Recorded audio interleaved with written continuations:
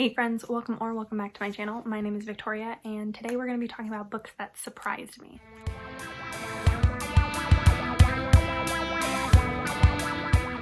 So for these books, I went into them not expecting to love them. For one reason or another, I did not think that I was going to love them, and I ended up loving them.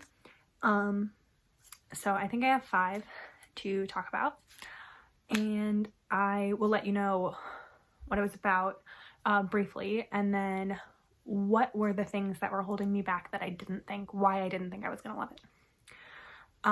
Okay, so the first one that I'm going to talk about is The Secret by Julie Garwood. I absolutely love this book. It was on my favorites list of 2020, but I did not expect to love it because it is an older historical romance. I like historical romance. It's not my go-to subgenre, but I really love reading historical romance, and I tend to like newer ones, like Tessa Dare or Joanna Shupe, like ones that are more feminist, I guess. They are more, they don't have the non-consensual, they don't have non-consensual scenes, they don't have women being really awfully treated, and I was worried going into an older historical that I would run into those problems and that I would hate them. But I decided to read this one because of Jess from Peace Love Books. She really loved it, and so I started it and I tried it and I adored it. This is about a woman named Judith, who is an English woman, and she and her best friend Frances Catherine decided when they were younger that Judith would be there to help Frances Catherine when it was her time to give birth. Frances Catherine has a long history of women in her family dying during childbirth. She's terrified of the idea of giving birth, and Judith, as a child, gives her word that when the time comes, she'll be there to help her out. So now, fast forward years later, Frances Catherine is pregnant. She sends a letter to Judith and is like, hey, I could be due I'm pregnant, come to Scotland and help me out. So this is during the time that the Scots and the British did not get along at all. There were rebellions, there were risings, there were all sorts of things. Scots and English people hated each other. So much so that Frances Catherine had to petition her clan in Scotland to allow Judith as an English woman to even come visit her. So the head of the clan, whose name I don't remember, Ian. So Ian goes down with a bunch of his warriors to pick up this English woman and bring her back up to their clan in the Highlands. And Ian and Judith end up having a romance, and I loved this. I really loved the discussion of Judith as a midwife. Because of Frances Catherine's worry, Judith had dedicated a lot of her life to studying midwifery and learning about how to do it safely, and she ended up actually helping the other women in the clan give birth. And I thought that was really, really cool. Judith definitely stands up for herself. The Scots go down there expecting to pick up this meek and feeble English woman, and Judith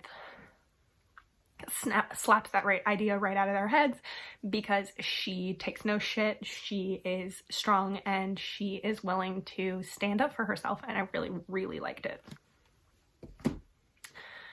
I have only read one other Julie Garwood, and I did not like it as much, so I think that this might be just a fluke, but I will be willing now to try some more older historicals because of my love for this one. I'm not going to just X out all older historicals just because they're older. The second one that I want to talk about is actually The House in the Cerulean Sea by T.J. Klune.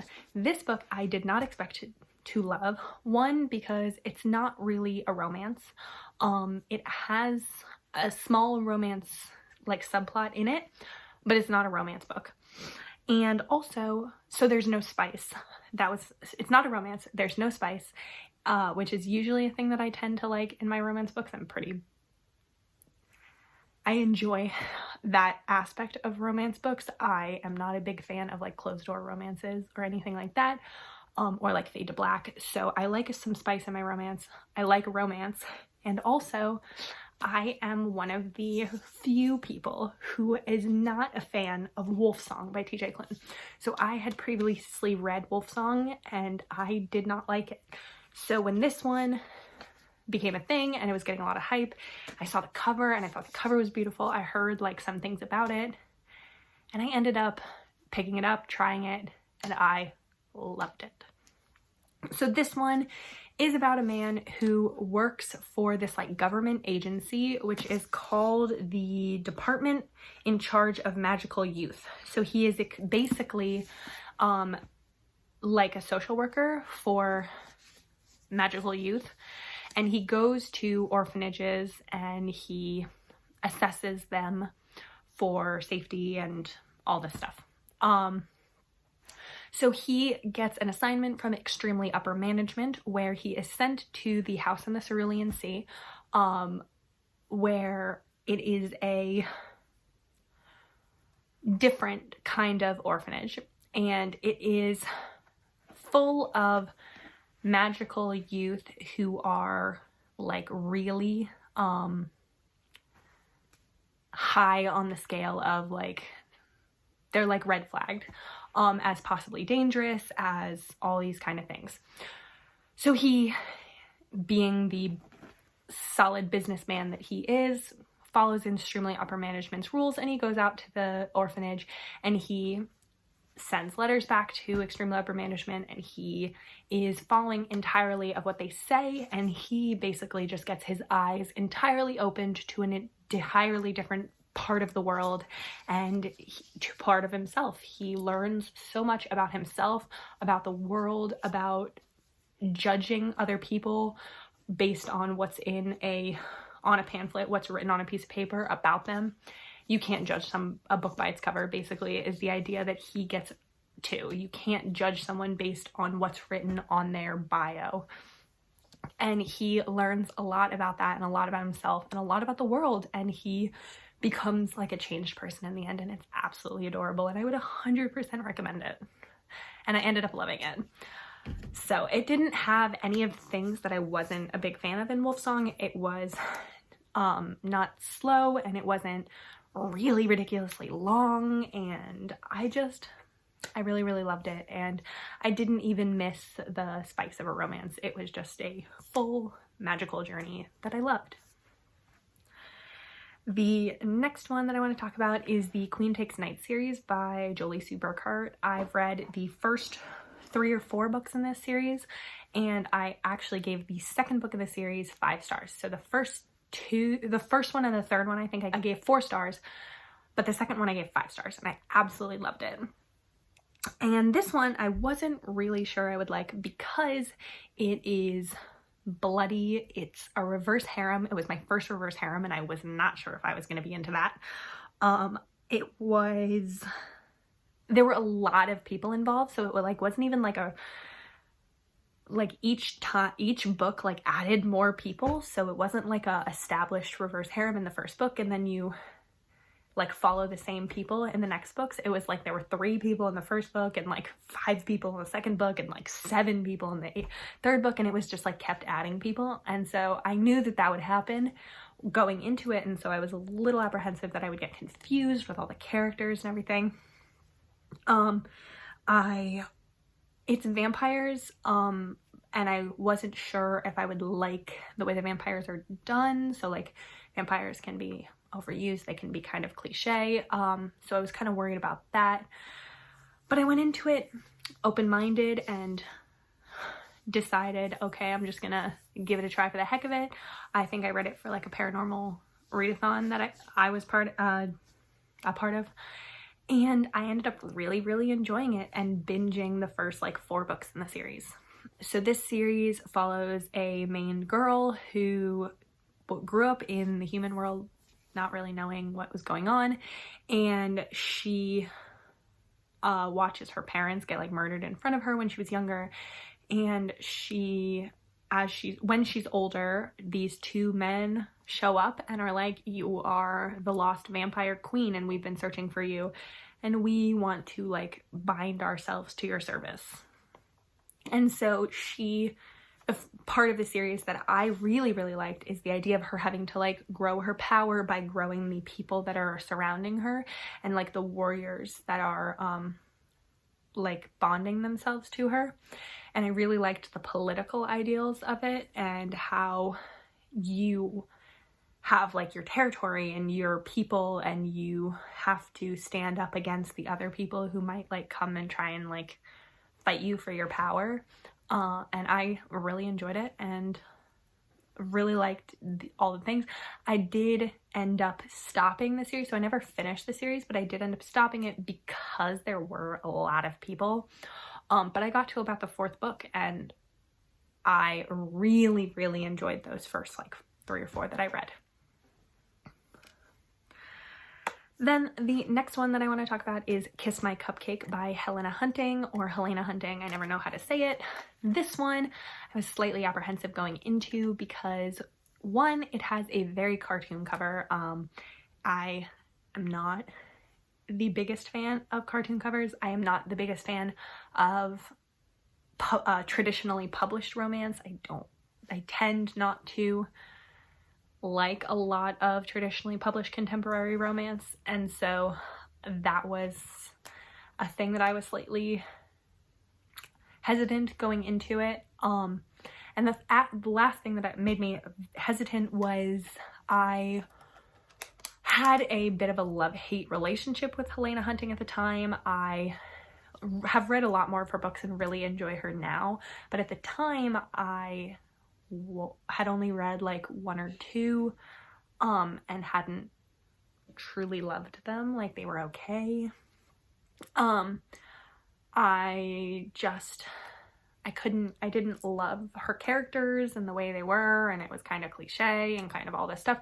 So those first like 1 or 2 books that I read, I wasn't a big fan of, but I was like, okay, I'm gonna try this one. It was on my library, so I didn't pay for it or anything, and I was like, okay, I'll try it. I need something to read, and it had good Goodreads reviews, so I went into it and I ended up really, really loving it. It was so cute.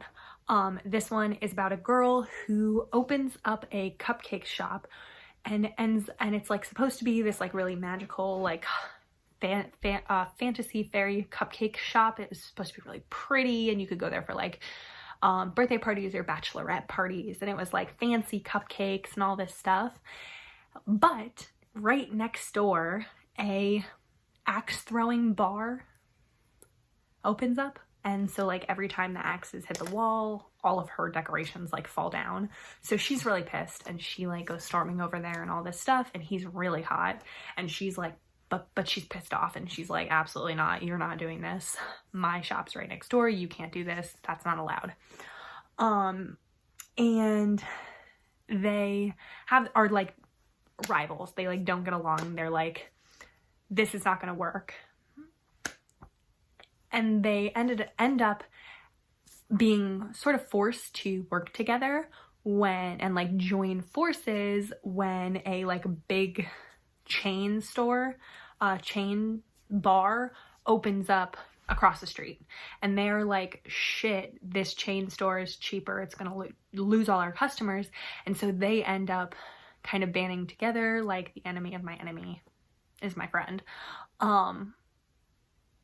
So they start forming like theme events where the two of them are, both their restaurants are involved, and it is very cute and I really liked it. And it's a romance, so they do fall in love, but I really, really enjoyed it and would totally recommend it.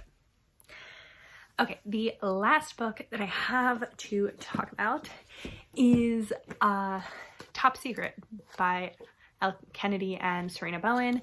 The one thing that I was slightly not sure about going into this is because this book is MM, and it was my first ever MM, and I wasn't sure if I was gonna like that, and I wasn't sure if like that was gonna be my thing.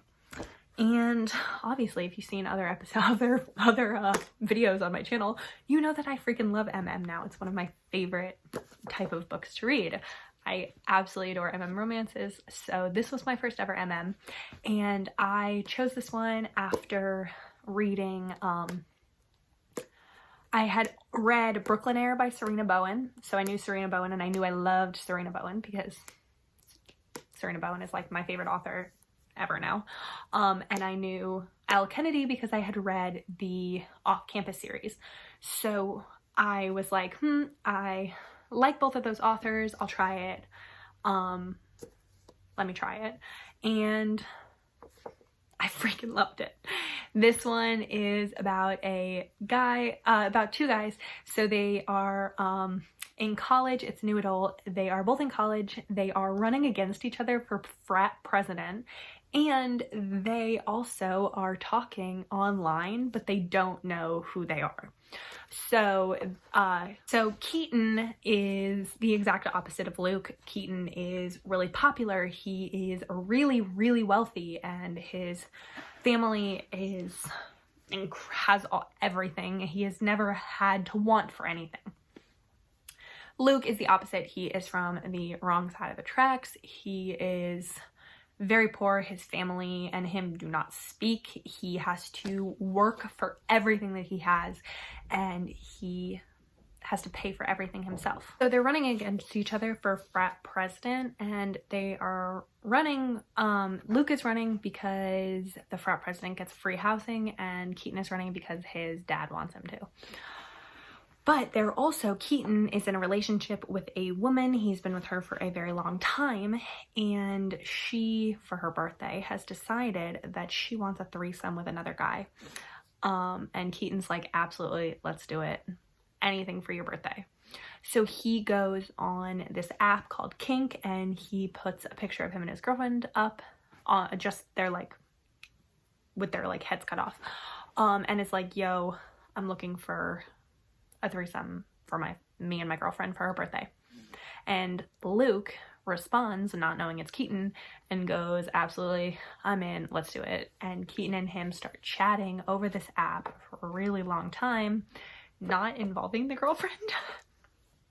And it is hilarious, and it's wonderful, and it's so sweet, and I love Keaton and Luke, and I love Keaton when he realizes like that there's more to Luke, and the same thing with Luke when he realizes that there's more to Keaton than like meets the eye. Luke thinks Keaton is just this like spoiled rich kid, and he's actually this like sweet, really nerdy guy, and it's so good. And it's so good. They're also, their rooms are like right next door to each other, so they like share a floor.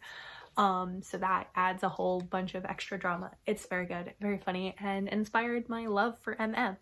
Also, I read Him and Us right after this one because I liked this one so much, and Him and Us are like now my favorite books ever. So very good if you like MM, or even if you don't and you want to try something. This is a good start. Absolutely love it. So good. But that's all the ones that I wanted to talk about. So thank you for watching this video. Please give it a like if you liked it. Subscribe, stick around. I really appreciate it. It really helps out my channel. But that's it. So I hope you have a great day.